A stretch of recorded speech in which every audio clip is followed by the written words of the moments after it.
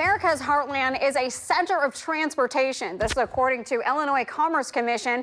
There are 60 railroad companies that operate through the state. And tonight we're going to break down why one railroad worker advocate says that railroad companies put profits over safety.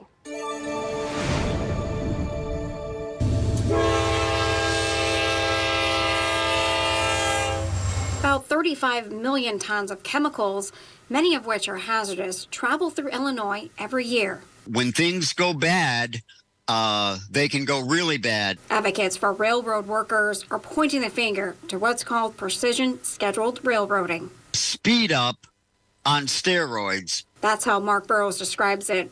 He's an editor for a quarterly newsletter called Highball for Railroad Workers United.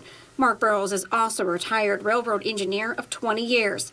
He is describing his opinion of the precision scheduled railroading, also known as PSR.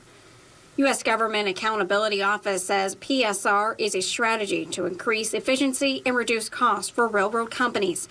Burrows says that this strategy has some key problem issues, starting with the length of trains in order to move more freight with less people. A mile-long train was a healthy-sized train. So now 2 to 3 mile long trains are becoming the norm. Missouri Senator Josh Hawley says his thoughts on PSR. A lot of these railroad companies have either been bought up by private equity or have significant stakes from private equity, these money groups. And what they always want is squeeze all of the profit out of the railroad, squeeze all of the profit out of the people.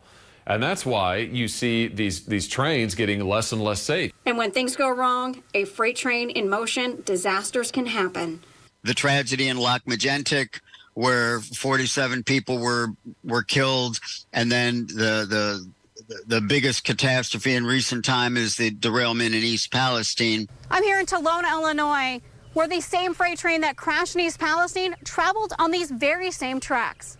In February of 2023, National Transportation Safety Board says an eastbound Norfolk Southern train derailed in East Palestine, Ohio. On that train, 11 tank cars carrying hazardous materials caught fire, then sparked an additional 12 rail cars to ignite. First responders put into effect a 1-mile evacuation zone, which affected about 2,000 residents, which has still had an impact in the tri-states. So many of the chemicals that were spilled into the water there eventually flowed downstream into Missouri along the Mississippi. These were preventable incidents that were manifestations of the speed up on steroids.